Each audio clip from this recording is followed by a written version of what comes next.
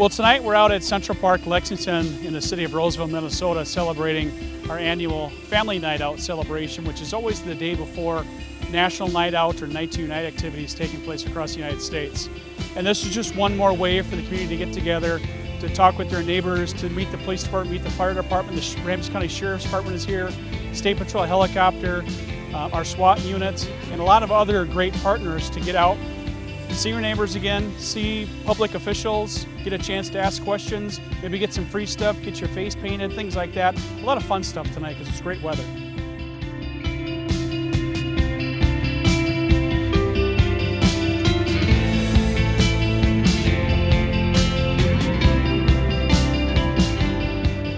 We're here at Central Park in Roseville for Family Night Out. Tonight the fire department showed up. We have 16 firefighters, a few chiefs and myself, and we brought the ladder truck, which is behind us right now, the 105-foot Pierce, and then we brought a couple engines, our new our new utility truck, and our medic. Well, one of the things about tonight's so exciting is that we actually get to meet people instead of during an emergency call or 3 o'clock in the morning. We actually get to meet them kind of casual. They get to check the trucks out, meet the firefighters, and realize that we're nice people too, and we're just not rushing through your house trying to put the fire out or things of that nature.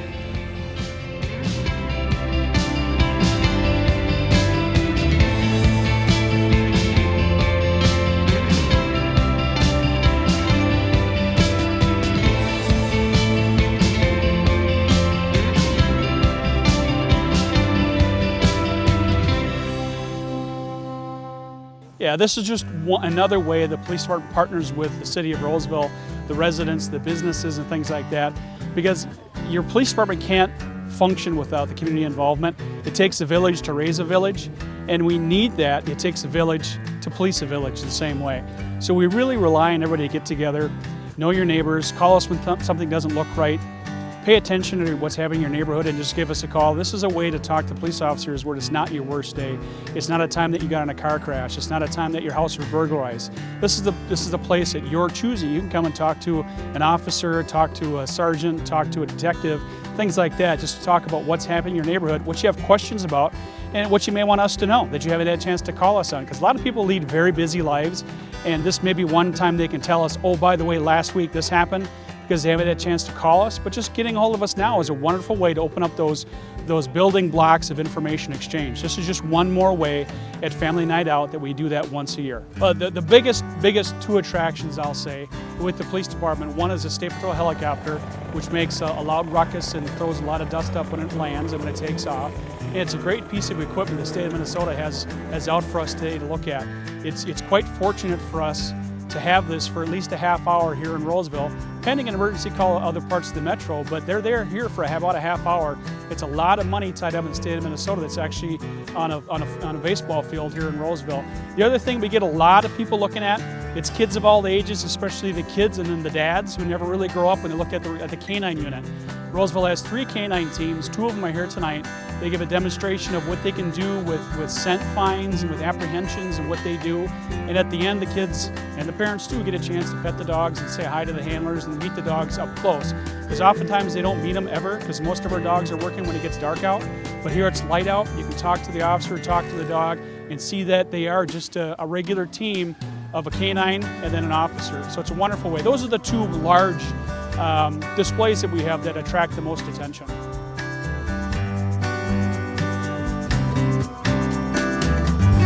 I'm going to tell you a little bit about some of our equipment we use. My partner Tom Gray is going to do the same. He's going to talk to you about his dog Yager. We have a third dog who isn't here tonight. John Jorgensen has Canine Otis, and they have the night off. So basically I'm going to go through some of our equipment that we use. This is kind of the nuts and bolts of why these dogs do what they do. It's for rewards. It's for play. It's for fun. They have no hard feelings against bad guys. They know they're going to get a reward at the end of finding someone. They really like the bite sleeve, which we'll do a little bit of stuff with the bite sleeve and the bite suit later.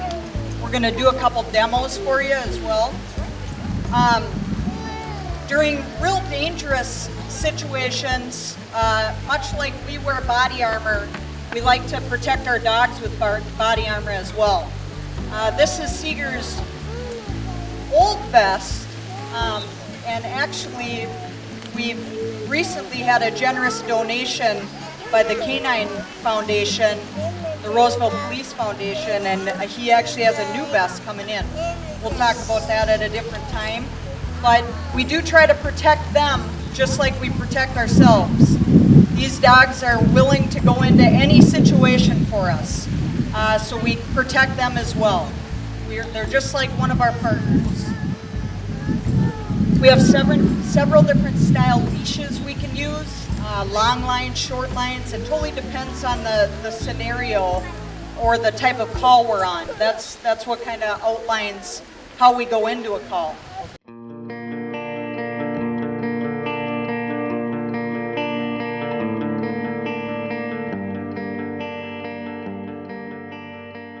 So I'm Officer Gray. I've been with the department for just under 11 years.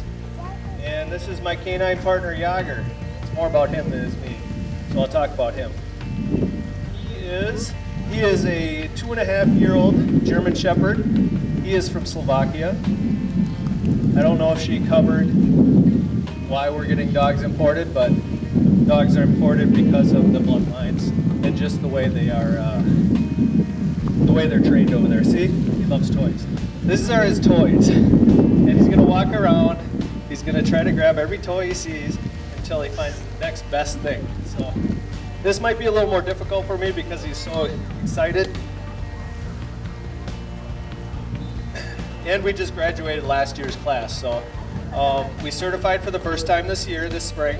Went through a trial down in Egan, and he did really well. He has a knack for playing with items and toys, so that's really a huge part of being a good police canine. As you see how he's pushing it to me, he wants me to play and tug with it. So every time I have a toy in his mouth, he jumps up on me and he wants me to play and tug with it. As you can see, he's got a pretty good head shake, and he's if I didn't say he's 2.5 years old, first year on the street, did really well, found some bad guys, and he's also narcotics certified too. So he has found he's found some narcotics in houses, and he's found them in cars. So what they do is, my dog is passive. And passive means when he walks around a vehicle to find drugs, he'll smell some kind of drug and he will sit. And that indicates that there's some kind of drug inside the car. He'll also do the same thing inside the car. Much more difficult in a tight, confined space, but he does a pretty good job. He doesn't like the inside of cars as much, but he does really well on the outside. So it's amazing how a dog can smell the inside of a car from the outside. It's amazing. They can smell through all the other smells, the food and everything that's inside, and they'll smell the drugs. But if that's the chance you're taking by carrying around drugs in your car, these guys have super noses. Their noses are amazing. Sometimes it amazes me, and I've done this. This is my third dog, my second dog in Roseville. If you didn't know, my last dog's name was Tasco, and he passed away a couple years ago. And I ended up getting Yager. I guess we're going to try to take his toy away, so we'll see how this goes.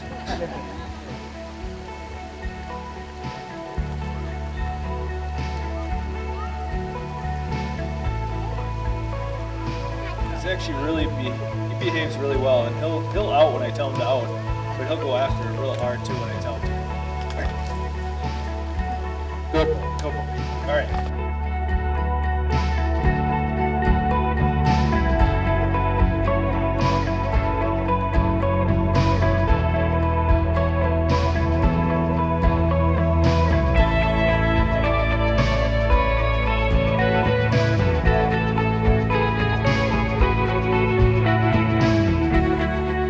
So this scenario they're setting up here is somebody who just doesn't want to go with the program. They're probably a violent felon, somebody who may very well be armed, And it's a situation where it's safer for us to send the dog up to the car into what we call the unknown than for officers to go up into that unknown. Now guys, step out of the car! Step back out of the car! Let me see your hands! Rosie, please, get on your hands! Let me see your hands! Get out of the car! Warning, dog will fight you! Warning, you wicked bitch!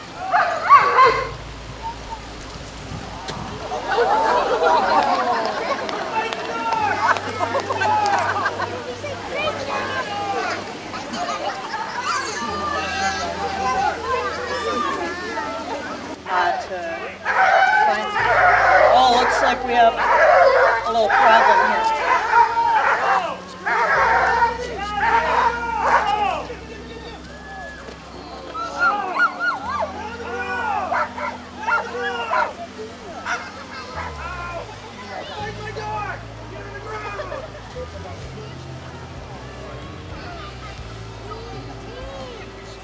See your hands! Get out of the car!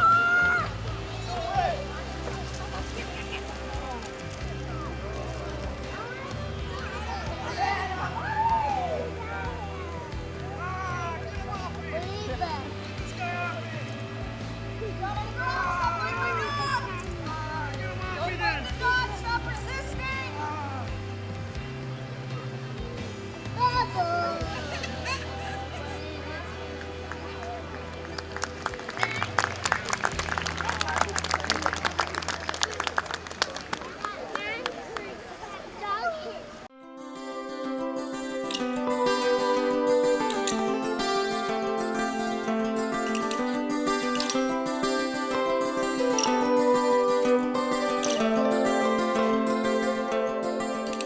The only thing I can add to this is just one official way to get to know your neighbors, to get to know your city, get to know your county and your state.